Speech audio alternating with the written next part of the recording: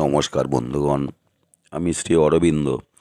আজকের আপনাদের জানাবো মেষ রাশির মার্চ মাস 2024 সাল কেমন যাবে।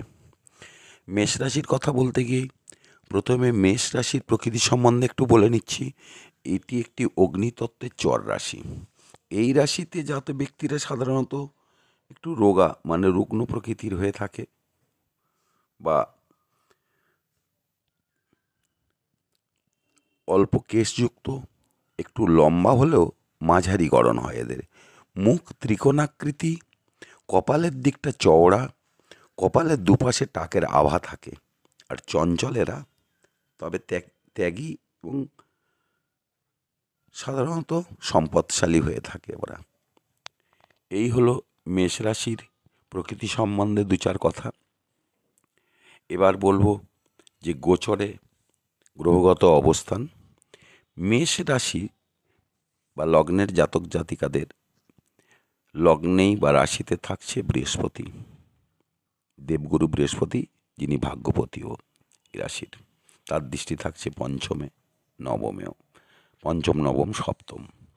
যাই হোক, ষষ্ঠে থাকছে কেতু, আর দশমে থাকছে মাসের শুরুতে শুক্র এবং মঙ্গল। এই শুক্র 7 তারিখে একাদশে যাবে, মঙ্গল যাবে 15 তারিখে একাদশে। সেখানে আগের থেকেই শনি মহারাজ থাকছেন, রবি ও বুধ। এই গ্রহ কম্বিনেশন। আর 14 তারিখে রবি যাবে দ্বাদশে, আর বুধ যাবে 7 তারিখে দ্বাদশে, আর দ্বাদশেই থাকছে রাহুদেব। এই হলো গ্রহগত অবস্থান। এই গ্রহগত অবস্থানের ভিত্তিতে কি ফল পাবেন সেটাই আপনাদের জানাবো। তবে ফল তো আপনাদের অবশ্যই জানাবো, এটা মাথায় রাখবেন। সর্বোপরি এই ফল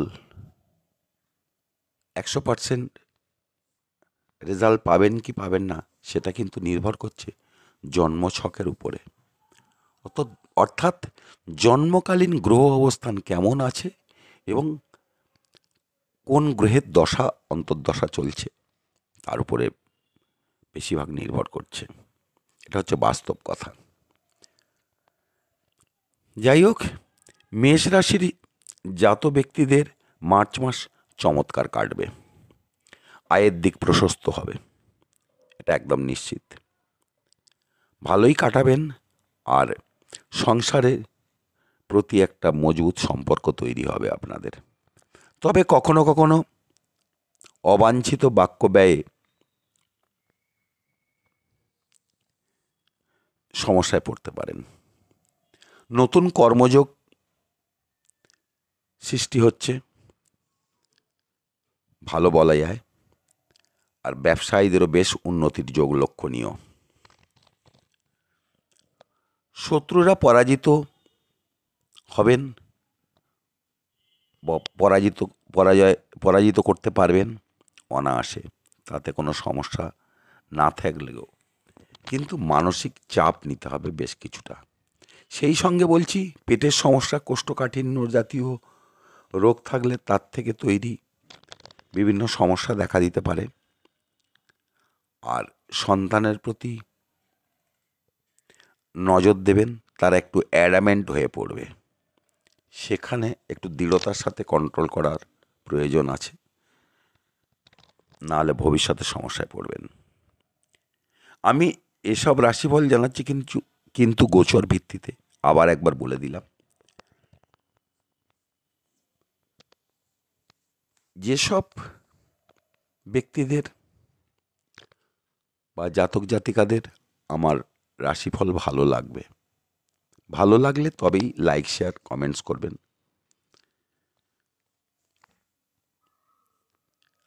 আর পরবর্তী কথা বলি, আর সর্বোপরি আয়ের দিক সন্তোষজনক থাকবে পুরো মাসটা।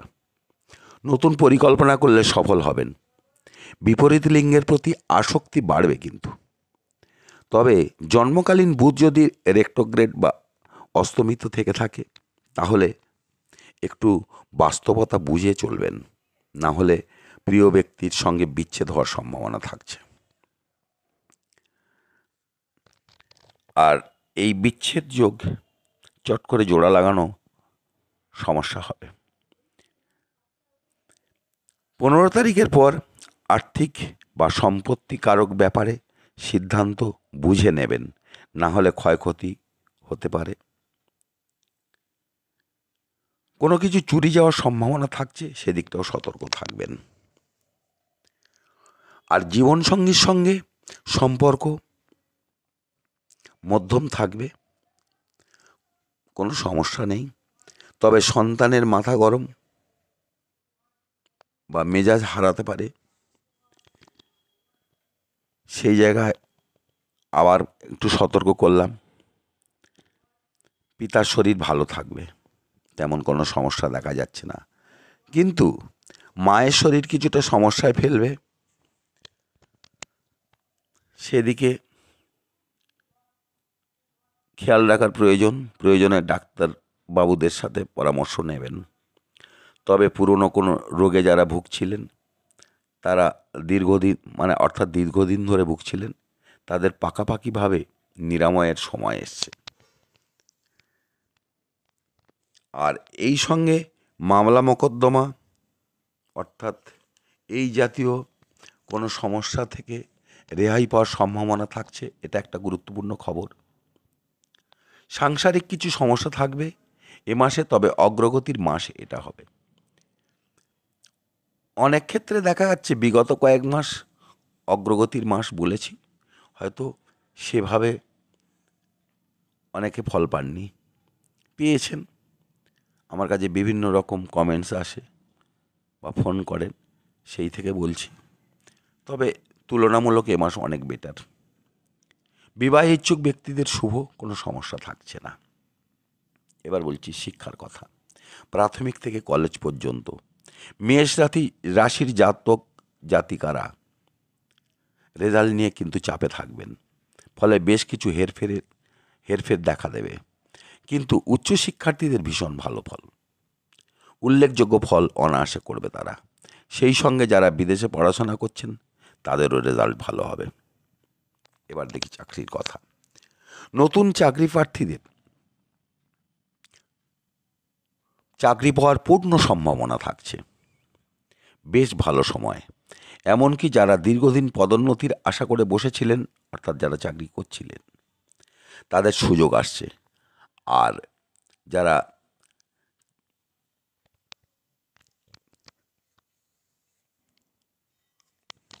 কিন্তুর মধ্যে ছিলেন চাকরি নিয়ে, তাদের স্ট্যাবিলিটি বাড়বে।